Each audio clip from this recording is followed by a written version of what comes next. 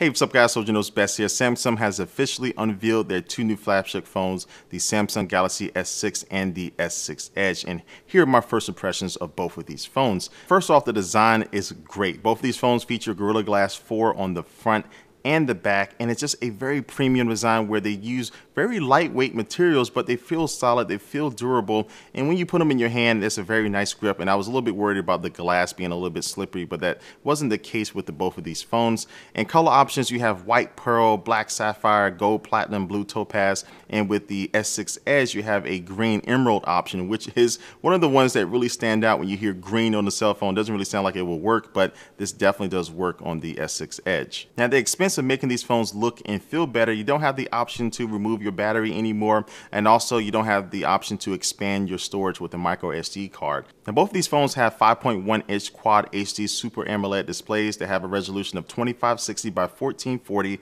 and a rocking 577 ppi. But the one difference with the S6 Edge is that it's a curved display on both sides, and it looks absolutely amazing because you don't have this sharp cutoff when you're watching a video. The video can fold over, and basically it just allows you to be a little bit more immersed into what you're watching on the display. And it's just something you really have to see. I don't even know if this camera could even do it justice. Once you see it in real life, you'll see all the sharp and vivid details you're able to get out of a great looking video on a great display that's on the S6 Edge. And again, it still looks just as good on the Galaxy S6, but that curved display is just something that's very unique that allows you to, again, just to get a little bit more into the content that you're watching. When it comes to battery life, the S6 has a 2,550 milliamp battery, where the S6 Edge has a 2,600 milliamp battery, but both feature wireless charging and just better compatibility with WPC and PMA wireless charging pads. So basically any charging pad out there, for the most part, you'll be able to use. And if you do want to charge it the old way by using a wire, it's going to be about 1.5 times faster than the S5. So that basically equates to, just by plugging it in for 10 minutes, you'll get about 4 hours of usage. Now, last year, Samsung introduced a fingerprint scanner with the Galaxy S5, but you had to swipe your finger down, which really wasn't the best method. But now they improved that by allowing you just to have to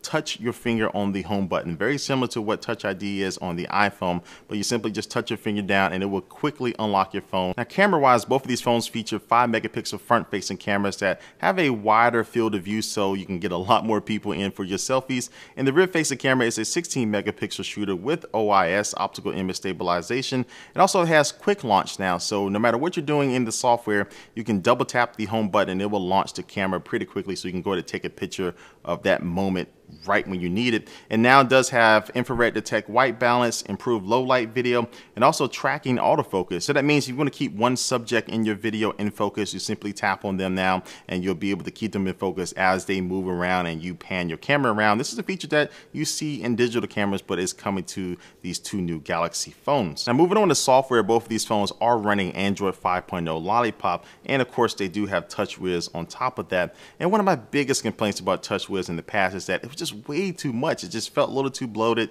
and this Samsung was just trying to throw everything in there and the kitchen sink, but they have dialed that back now with these two new phones, and I'm really enjoying it because the settings are just a little bit more organized. Everything is just a little bit more concise, and it's just less is more, and that really is working now with this new version of TouchWiz. And there's also better multitasking. You can have multiple apps running at the same time, and then if you just want to get rid of them, you can minimize them into these little bubbles and move those bubbles around on your screen. But what about the S6 Edge? How does this software take advantage of the curved displays on this new phone? Well, one thing is that if you do swipe over from the right-hand side, you'll see a list of your favorite contacts, and they can be family members or friends, but you can tap on them and you'll have a few different quick actions, like text them right away.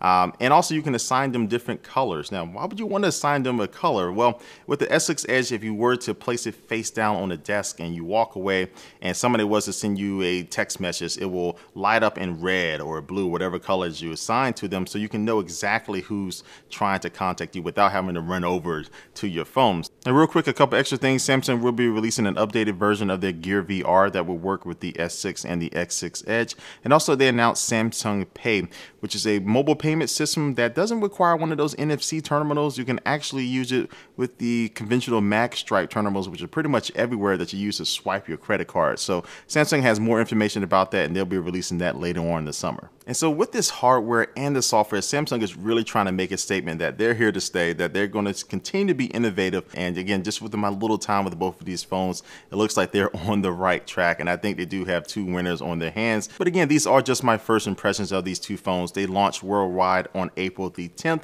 But stay tuned for more coverage, and definitely leave a comment down below what you think about these two phones. They've been talked about for a while. I'm interested to see what you think about them. But like always, thanks for watching this video, guys, and I will catch you later. Peace.